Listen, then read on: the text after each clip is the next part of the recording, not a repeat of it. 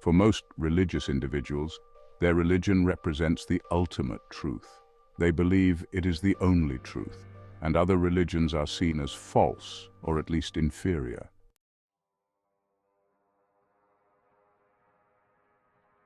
Many religions claim that not following their faith results in eternal damnation. The stakes of being wrong about religion are severe. Given these high stakes and the demand for absolute truth, one might expect people to rigorously verify their religious beliefs. This is the logical approach, but as you'll see, it's not what typically happens.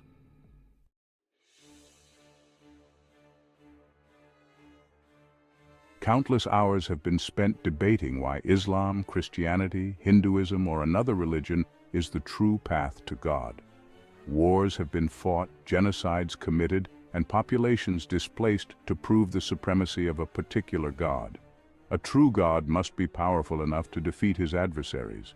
Surely God will crush the heads of his enemies, the hairy crowns of those who go on in their sins. Psalm 68:21.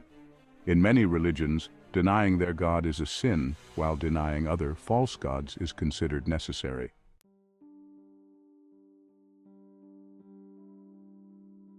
Let's explore the real reasons behind people's religious affiliations.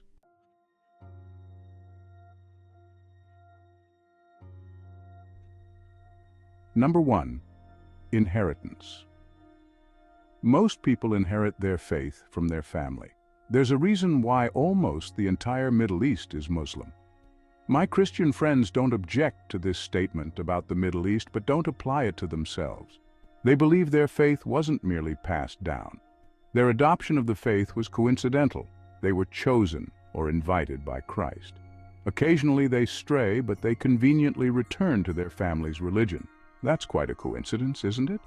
For more on this, see my article on the improbability of being born into the correct religion.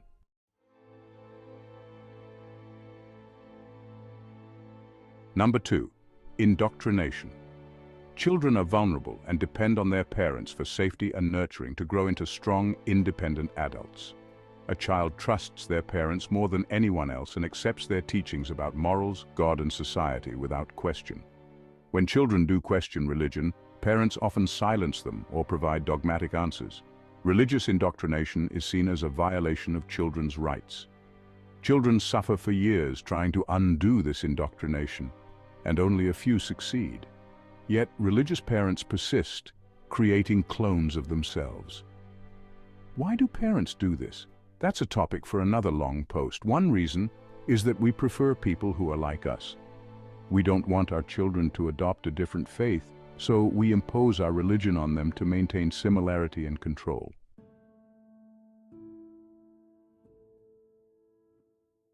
People cherish childhood memories involving their friends, family, and social world, which often share the same religion. Their memories are intertwined with religious rituals, festivals, and events, making it hard to recreate them in adulthood.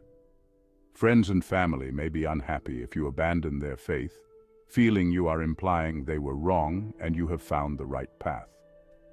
This makes you appear selfish. These emotional bonds act as benign locks, but some religions have more severe locks. In parts of the Middle East, apostasy can be punishable by death. If guilt, shame, and emotional blackmail don't deter you, the threat of violence will. In many ways, religion is like Hotel California. You can check in at birth, but you can almost never leave.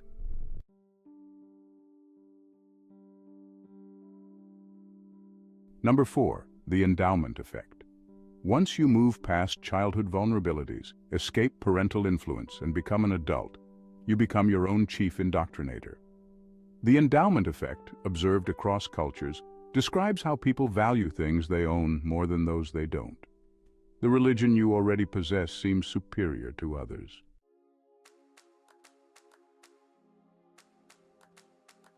Number 5, the sunk cost fallacy. This is significant. After years of being born, indoctrinated, locked in, and feeling endowed, changing religions becomes almost impossible.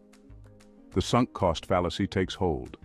This fallacy describes our tendency to continue an endeavor if we have already invested time, effort, or money into it, regardless of the current costs outweighing the benefits.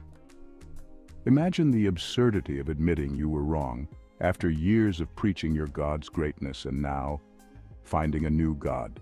Your credibility would be shattered. These are 5 strong reasons why most people stick to their parents' religion.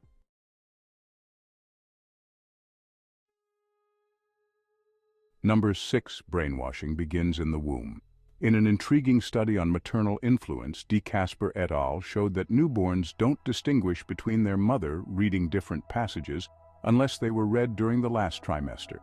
Newborns show a preference for these familiar passages. Many religions involve chants and prayers that the newborn hears from the womb. So with this in mind, we can ask ourselves, switch to what?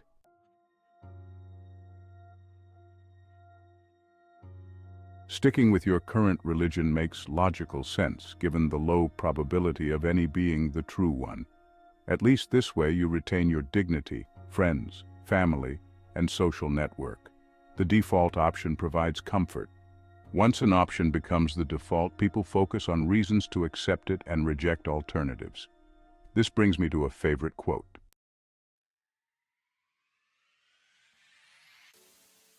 That, my friends, is the truth. The truth is often inconvenient, but it certainly sets you free.